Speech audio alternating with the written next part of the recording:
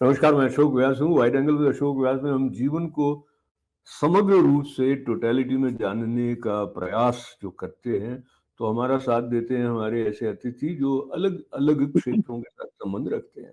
और आज हमारे साथ जुड़ रही हैं एक ऐसी बहुआयामी प्रतिभा की धनी गायिका के रूप में उन्होंने अपना नाम कमाया, पारंपरिक गीत भी आपने गाए और उसके बाद में कुछ ऐसा हुआ कि एस्ट्रोलॉजी की तरफ आपका रुझान भी बढ़ा और उस ज्ञान को लेकर आपने बहुत लोगों को उनके जीवन की दिशा को निर्धारित करने में कहीं न कहीं मदद की है। तो आज हम बातचीत करेंगे जैसे कि नया बरस आने वाला भी है, तो we will be talking about redesigning our destiny astrological way. स्वागत है राजलक्ष्मी आहूजा जी का। नमस्ते राजलक्ष्मी जी। नमस्कार, थैंक यू सो मच। आपने मुझे इनवाइट किया on the show. It's my pleasure and मुझे ऐसे लग रहा है मैं न्यूयॉर्क में बैठी हूँ। बिल्कुल, बिल्कुल। तो न्यूयॉर्क हो या भारत हो या कोई भी स्थान हो, अल्टीमेटली हम कैसा महसूस करते हैं उसके बहुत सारे फैक्टर्स जो जुड़ जाते हैं, किस घटनाक्रम को लेकर हमारा जीवन उस समय चल रहा है। तो उस तरफ बढ़ते हुए जैसे कि हम नए बरस के समीप आते हैं, तो कई बार लोग सोचने लगते हैं कि कुछ नए संकल्प बनाएँ, कुछ नए ढंग से अपने जीवन को गढ़ें। नए बरस का आपके लिए पर्सनली क्या सिग्निफिकेंस रहता है? फ्रैंकली स्पीकिंग मैं ये सोचती हूँ कि नया साल जो है काम करते हुए शुरू हो और पूरा साल काम करते रहें और कुछ अच्छा काम भी करें, लोगों की हेल्प करें, be good to others basically. ये मेरा जो बात आप उद्देश्य ये होता है। जी, जी। ये जो बात आपकी है बी गुड टू अदर्स उसमें कई बार लोगों को लगता है कि मैं खुद ही कंफर्टेबल नहीं हूँ। जैसे हवाई जहाज में चलते हैं ना, वो कहते हैं पहले अपनी पेटियाँ बाँध लो फिर किसी की हेल्प करो। तो उस पॉइंट तो उस पॉइंट ऑफ व्यू से अगर कोई अनसर्टेनिटी लगती है जीवन में किसी को, जो हमारे दर्शक हैं, तो उनको एस्ट्रोलॉजी की मदद लेनी चाहिए क्या? आप क्या सोचती हैं? बिल्कुल ले सकते हैं क्योंकि क्या होता है कि बहुत सिंपल सिंपल रेमेडीज होती हैं कि आप वो अगर आप यूज करते हैं तो आपको बहुत हेल्प मिलती है। दिस इज माय ऑब्जर्वेशन, मेरा एक्सपीरियंस है ये कि जब भी मेरे को कोई प्रॉब्लम हुई है तो भगवान की शरण में, तो उससे बहुत मदद मिली है मुझे। राजलक्ष्मी जी, ये बहुत इम्पोर्टेंट रेफरेंस आ जाता है। भगवान की शरण लेना और एस्ट्रोलॉजर की शरण लेना, ये दोनों विपरीत बातें हैं या इनका कोई संबंध है आपस में? ये बिल्कुल हैंड इन हैंड है क्योंकि आप ये देखें कि मतलब मैंने बहुत सारे हॉरोस्कोप्स ऐसे देखे हैं कि जिनके हॉरोस्कोप अच्छे नहीं भी हैं तो भी उन गाइडेंस से उन्होंने बहुत अच्छा बना लिया अपने लाइफ को। And there are some people जिनके हॉरोस्कोप इतने अच्छे हैं कि आप ये सोचते हो यार ये इतनी प्रॉब्लम में क्यों है, पर जब आप समझते हैं, जानते हैं उस इंसान को, देन यू रियलाइज कि इनके कर्मों का सब फेर है। मुझे तो ये लगता है कि कर्म अच्छे होने बहुत जरूरी है। अब जो आपने कहा कि हॉरोस्कोप अच्छा है, फिर आपने कहा कि कर्मों का फेर है, तो कर्म जो हैं, पिछले जन्म के कर्म मेरे ख्याल से रेफरेंस इसमें आ रहा है या इस जन्म के कर्म? दोनों है इसमें। पिछले जन्म के कर्म लेके आप पैदा होते हैं, ठीक है, तो वो आपका जैसे फिफ्थ हाउस है, फिफ्थ हाउस में कोई पॉजिटिव शुभ ग्रह है, नाइन्थ लॉर्ड बैठा है फिफ्थ हाउस में, तो वो दर्शाता है कि आपका पिछले जन्म के कुछ अच्छे कर्म हैं जो आप अच्छे घर में पैदा हुए हैं, अच्छा नसीब बेसिकली लेके पैदा हुए हैं। आगे फिर आपके कर्म डिसाइड करते हैं कि आप उसको किस दिशा में ले जाते हैं। ये जो जनरली चूंकि आप तो एस्ट्रोलॉजी इतना पढ़ रही हैं और हम बात ऐसे कर रहे हैं कि आपकी बात से किसी को दिशा मिले। जी। अभी हमारी बातचीत के पीछे न तो आपका कोई कॉमर्शियल उद्देश्य है, न हम्म। हमारा कोई कॉमर्शियल उद्देश्य है। हम ये समझने की कोशिश कर रहे हैं मिलकर आपके साथ कि जो ये ज्ञान के रूप में मान्यता प्राप्त है, ज्योतिष शास्त्र वेद का अंग है, पर इसको जिस तरह से इसके टुकड़े-टुकड़े, जैसे अब हम इंटरनेट के युग में हैं, तो रील के रूप में कोई अपनी बात कह रहा है, कोई न्यूमरोलॉजी के बारे में कुछ बात कर, लोग उसमें से छोटे छोटे टुकड़े उठा के फिर कुछ कुछ करने लग जाते। तो हम्म। एक रियलिटी में एस्ट्रोलॉजी को समझने वाले एस्ट्रोलॉजर सचमुच कितने होंगे मुझे पता नहीं, आपका इसके बारे में क्या अनुमान है? एस्ट्रोलॉजी समझने वाले तो खैर बहुत कम लोग होते हैं, कुछ ही प्रतिशत होंगे। बट हाँ, इंटरेस्ट रखने वाले बहुत ज्यादा हैं। और जहां तक सॉरी, मैं आपका सवाल जी, दोबारा से जो लेती। जी, जी, जो ठीक-ठीक समझ कर बताने वाले लोग होंगे, ऐसे हम्म। बहुत।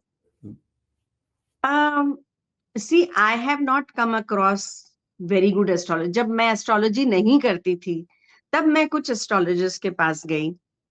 तो देन मेरा हॉरोस्कोप उन्होंने देखा एंड दे से, भाई आपका तो म्यूजिक में कुछ नहीं होगा।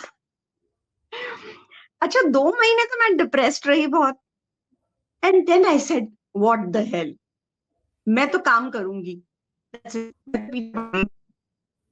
तो मैंने मेहनत करना शुरू किया, जी जान से मेहनत की, अपना voice, and I did realize this thing कि काम से आपको, हालांकि उस टाइम मेरा हॉरोस्कोप भी गलत था, तो टाइमिंग का प्रॉब्लम होता है ना, अगर टाइमिंग आपका सही है तो then you come to know exactly. But probably वो मेरा 1 घंटे का डिफरेंस था। तो बाद में जब देखा तो देन आई रियलाइज कि no, this was wrong and I am destined to be in this field of music. बिल्कुल, तो डेस्टिनी की जो बात है उसको लेते हुए हम थोड़ा और खुलासा आपके साथ करेंगे, पर संदर्भ जो आपके गायन का आया है, तो हम्म। नए साल के समीप या समझिए कि खुशियों के साथ जुड़ा हुआ ऐसा कौन-सा गीत है जो आपको प्रिय है और जिसकी कुछ पंक्तियाँ आप हमें सुना सकती हो अभी? आ, सोचना पड़ेगा, एकदम से ऐसे ध्यान नहीं आ रहा मुझे। जो आपके बट गाए हुए जी, अब एक गीत है आशा जी का गाया हुआ, जी, स्वागत है। आओ हुजूर तुमको सितारों में ले चलूं, दिल झूम जाए ऐसे बहारों में ले चलूं, आओ हुजूर आओ। बिल्कुल हमारे सामने आ, आगे खुशियां हमारा इंतजार कर रही हैं, नया साल इंतजार कर रहा है। And I really feel this song is apt. तो डेस्टिनी की बात करते हैं। डेस्टिनी का सरल शब्द में हम ये मतलब है कि भाई ये तो आपके लिखा हुआ है। जी।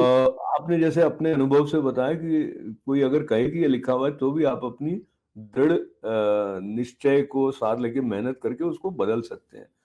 इसमें जी। एस्ट्रोलॉजी कहाँ पर आ जाती है? क्योंकि जो बात मैंने अभी कही उसके साथ आत्मविश्वास जुड़ा हुआ है। और कई बार लोग हम्म। सोचते हैं कि एस्ट्रोलॉजी के पास वो लोग जाते हैं जिनका सेल्फ कॉन्फिडेंस नहीं होता है।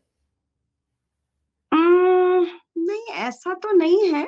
सेल्फ कॉन्फिडेंस होते हुए भी कई बार ग्रह ग्रह दशा खराब होती है, जैसे 7.5 चल रही होती है, तो सडनली यू फील कि भाई आप जो है मझधार में फंस गए हैं।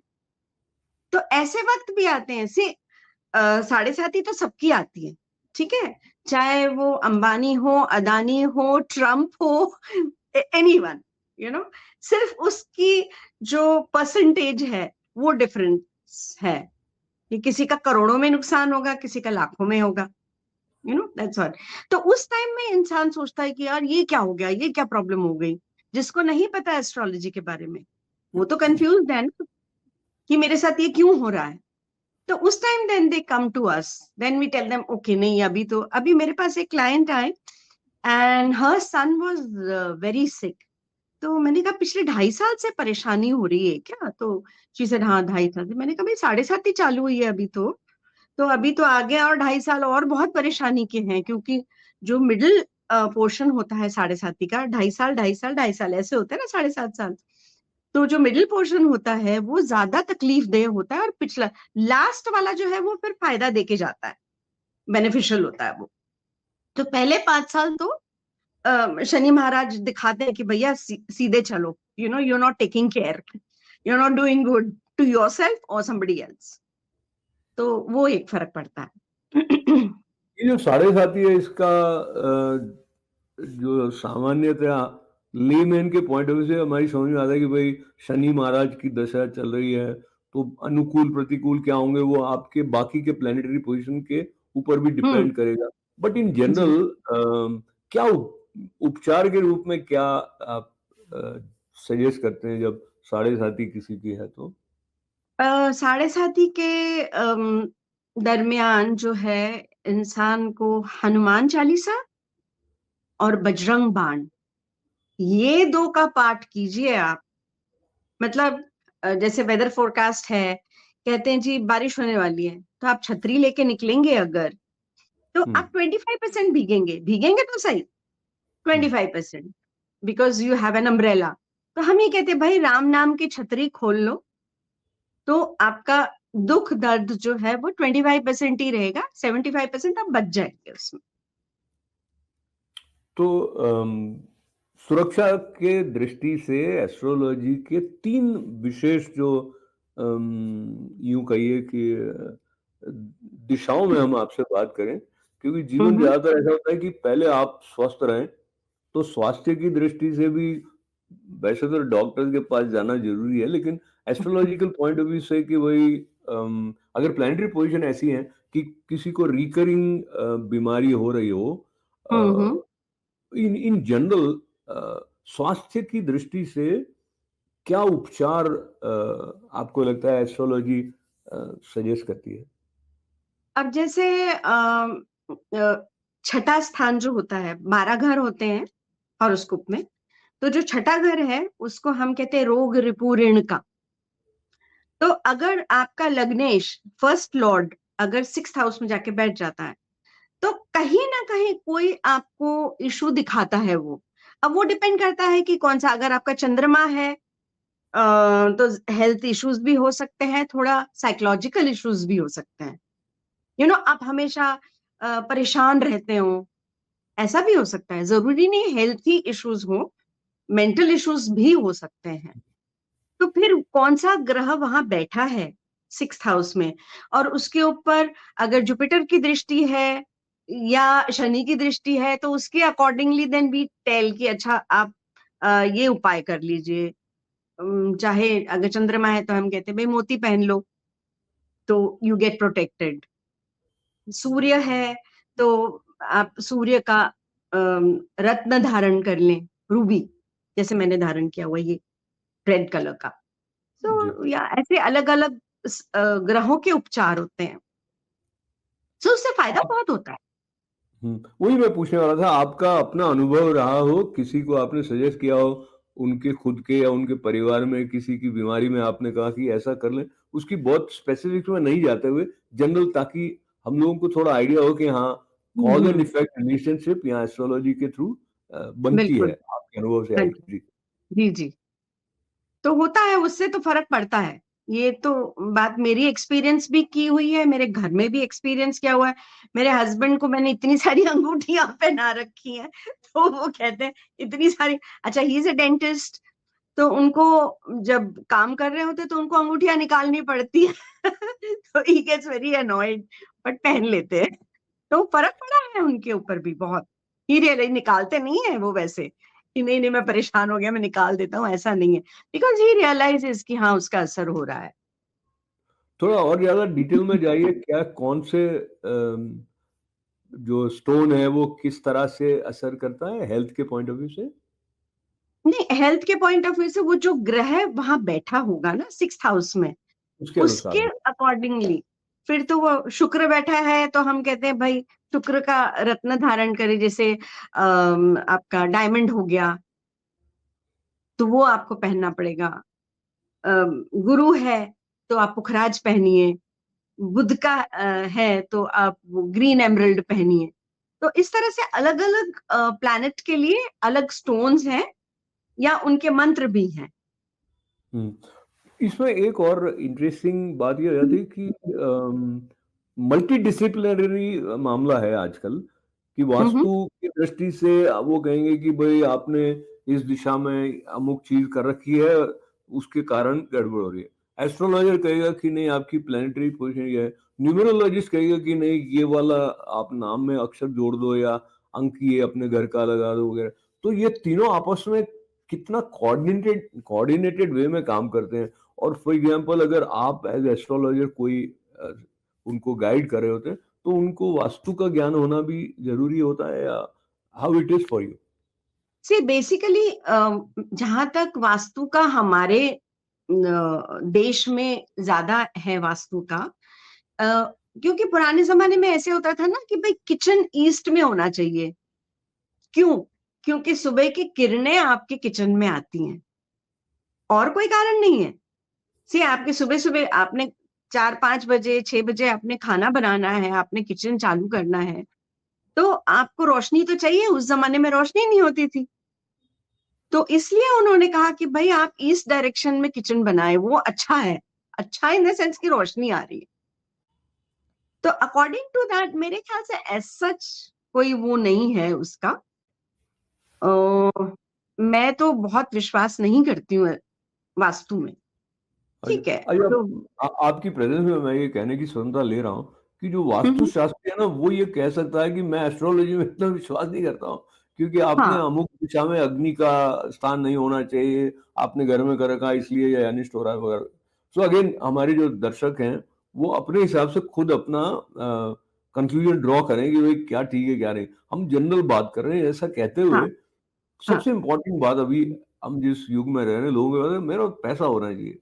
तो पैसे के पॉइंट ऑफ व्यू से प्लैनेटरी पोजीशन फेवरेबल है या नहीं है, या वहां पे क्या टिप्स हैं जो जनरली एप्लीकेबल हो सकते हैं आपके हिसाब से? शुक्र को आप अच्छा रखें।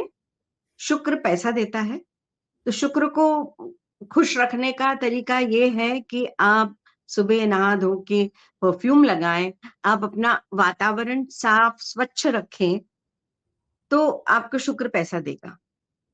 ये मैंने नोट किया हुआ है, ये मेरा खुद का अपना एक्सपीरियंस है कि आप मैं जैसे मेरी आदत है कि मैं सुबह सुबह नहा धो के तैयार होके बैठती हूँ। मतलब अगर मुझे कोई कॉल आता है मीटिंग के लिए, तो मैं तैयार मिलूंगी। अब मुझे कहे कि अच्छा अब आप अभी आ जाइए, तो I will be ready for the meeting. I just have to wear my shoes and I am okay. तो तो मेरी बेसिकली तो आदत है। जी, जी। तो बेसिकली आप जो कह रही हैं वो रेडीनेस है, रेडीनेस और being available to respond to work. हाँ पर मैंने पर्सनली देखा है, जो आपने सूत्र बताया शुक्र महाराज को प्रसन्न रखने के लिए कि सुबह जल्दी हम्म, स्नान किया इत्यादि तैयार रहे। कई हम्म, लोग ऐसा बिल्कुल नहीं करते हैं, देर से उठते हैं, नहाते नहाते भी नहीं शाम तक। ये लोग बहुत पैसे वाले मैं जानता हूँ ऐसा। तो ये कॉज़ल इफेक्ट इतना हमेशा एप्लीकेबल नहीं हो रहा है। पता नहीं उनकी शायद बर्थ कोऑर्डिनेट्स बहुत अच्छे होंगे, यही कह सकती हूँ मैं। हुँ, but in India general blessed, हमारे जी, क्योंकि कहें? जैसे चंद्र, हम लोग कहते हैं चंद्र मंगल युति है, अगर आपके हुँ, हॉरोस्कोप में कहीं से भी चंद्र मंगल रिलेटेड है, तो ये तो लक्ष्मी योग हो गया, आपके पास पैसा ही पैसा। तो ऐसे भी होते हैं। हुँ।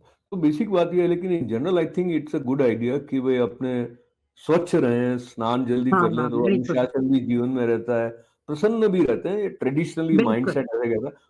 आजकल के बच्चों में ऐसा अधिक देखा जाता है कि वो देर से सोते हैं, देर से उठते हैं जनरली देर स्पीकिंग, से उठते हैं। But they are also doing professionally good. तो इसलिए भी मैं जो आपने कही उस बात को रिवाइज़ मैं कर रहा एक मैं था। आपको बताती हूँ, माई सन कभी कभी वो शाम को नहाता है, ठीक है, सुबह नहीं नहाएगा। तो मैंने कहा ये कोई टाइम है नहाने का? कहते हैं अमेरिका में तो सुबह है ना अभी। वो मेरी सुबह है। अच्छा, ऐसे कोई अब अमेरिका बताइए। में करा हुआ है, अभी कोई अमेरिका में करा होगा, इंडिया में तो सुबह है ना अभी। ठीक है, तो ग्लोबल अब वर्ल्ड चल ऐसे रहा है। कॉमिक आंसर्स होते हैं बच्चों के। नहीं, लॉजिक है उसमें, लेकिन लॉजिक तो है उसमें। तो इस हाँ लॉजिक को लेते हुए हम एक और इम्पोर्टेंट एस्पेक्ट की तरफ चलते हैं, जितना हमें हम्म, समय अनुमति देगा।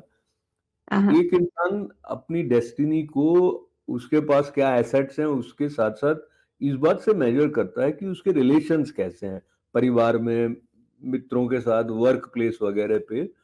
उसमें क्या फैक्टर्स हैं जो आपको लगता है इम्पोर्टेंट रोल प्ले करते हैं, और कोई एस्ट्रोलॉजिकल उपाय होने से परिवार में हार्मनी बढ़ती है या वर्क प्लेस पे रिलेशन अच्छे रहते हैं? देखिए, जहाँ तक मेरा ऑब्जर्वेशन है या जो मैं प्रैक्टिस करती हूँ, I think silence is the best remedy. आप जितना शांत चुपचाप रहें। For example, I have notice my grandfather, मेरे नाना जी, he had an awesome personality, he was a lawyer, and ऐसे वो एक शब्द फालतू नहीं बोलते थे। जितना जरूरत है उतना ही बोलेंगे।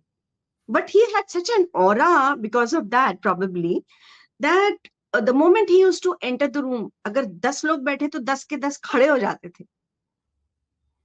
You know, that kind of a thing. तो मुझे लगता है कि आप जितना कम बोले उतने आपके रिलेशंस भी अच्छे रहते हैं, उतना आप रिस्पेक्ट भी गेन करते हैं। और अननेसेसरी बोलने का तो बहुत प्रॉब्लम हो जाता है, इशू हो जाता है। This is my observation.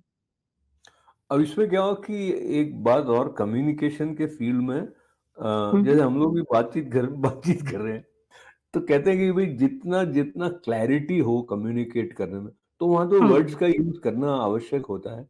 तो इन जी। दोनों में संतुलन हो, यानी आप चुप ऐसे समय में नहीं है जब कोई दूसरा अपेक्षा कर रहा है कि आप उसको कुछ सूचना बता दें, या उसको किसी को डाढ़स बनाने के लिए भी कई शब्दों का प्रयोग होता है। तो बिल्कुल। इस पॉइंट ऑफ व्यू से तो सिर्फ साइलेंस पर मैं क्वेश्चन मार्क लगा रहा हूँ। मुझे लगता है कि कभी साइलेंस कभी नहीं साइलेंस, बट ये डिस्क्रिशन डेवलप होना चाहिए। थोड़ा डिप्लोमैटिकली जितना बोले, थोड़ा डिप्लोमैटिकली सोच समझ के इंसान बोले अगर, तो I think relations can be saved. ये बहुत जरूरी है। आपको गुस्सा भी आ सकता है, आप गुस्सा अपना जोर से चिल्ला के भी कर सकते हैं, और आप साइलेंट रह के भी कर सकते हैं।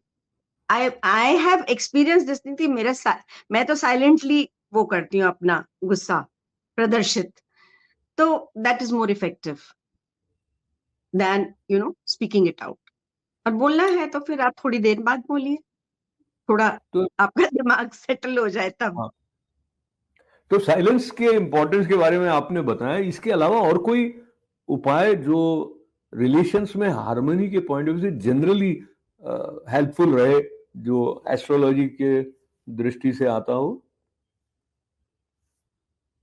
Again that comes to each horoscope कि जी। आपके जैसे हम लोग सेकंड हाउस देखते हैं तो वाणी का घर है।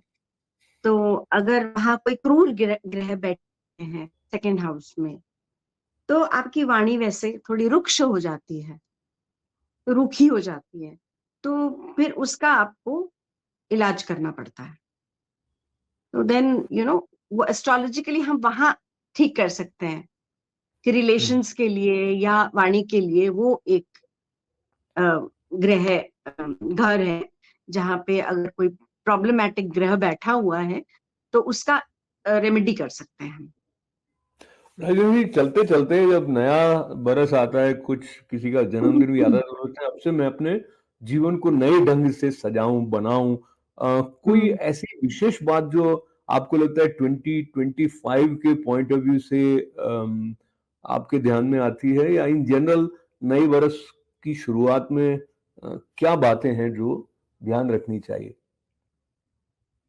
अ, मैं तो सोचती हूँ अपने फैमिली के साथ अच्छे से बन के रहिए, अपने आस पड़ोस के साथ व्हाटएवर जो भी आपके कांटेक्ट में है उनके साथ कांटेक्ट में रहिए। अच्छी तरह से मतलब बात भी करते रहें, उनके साथ मिलते जुलते भी रहें। तो I think that is good enough. तो बेसिकली आप अपने आप में प्रसन्न रहें, अपने आसपास वालों का ख्याल रखें। इस सूत्र के बिल्कुल। साथ में अंतिम आपका जो अपना अनुभव है, जब से आपने हम्म, देखना शुरू किया एस्ट्रोलॉजी, और कुछ लोग ऐसे हैं जो आपके कंटिन्यूअस टच में रहे होंगे, तो कितना हम्म। कन्विक्शन आपका बड़ा है कि astrology is that branch of knowledge which is actually helpful? ये आपका कन्विक्शन पहले से बड़ा होगा। एस्ट्रोलॉजी का है तो मेरे को तो पूरा विश्वास है एस्ट्रोलॉजी पे। एंड सिर्फ वो है कि आपकी विल हो। There are some people who just don't want to accept कि भाई एस्ट्रोलॉजी भी कुछ होती है। भाई आप जब एस्ट्रोनॉमी को मानते हैं तो व्हाई नॉट एस्ट्रोलॉजी? सी आप एक चंद्रमा के घूमने पे अमावस है या पूर्णमासी है तो समुद्र पे ही कितना फर्क पड़ता है। तो जब समुद्र पे इतना फर्क पड़ सकता है तो हमारे लाइफ पे कितना फर्क पड़ सकता है, ये सोचें। बिल्कुल। बहुत तो ग्रहों का असर होता है। हम्म, तो मुझे लगता है हम बात का समापन वहां पे करते हैं राजलक्ष्मी जी। बात से एक तो हम समाज के भीतर रहते हैं, हमारे परिवार से अब बाकी के लोगों के साथ हमारे संबंध अच्छे होने से हमारी प्रसन्नता जो है वो भी अच्छी रहेगी। और उसके साथ साथ जब हम कॉस्मिक लेवल पर देखते हैं तो जो बिल्कुल। प्लानिटरी पोजीशंस हैं वो कैसे प्रभावित कर रही हैं, उसकी जो सजगता है वो भी कहीं सहायक हो सकती है कि आप अपने आने वाले बरस, अपने आने वाले जीवन को और अच्छी तरह बनाते हुए अपनी डेस्टिनी को रीडिजाइन करने में सफल हों। राजलक्ष्मी जी, आपको बहुत धन्यवाद। बहुत मंगल कामनाओं के साथ आभार है।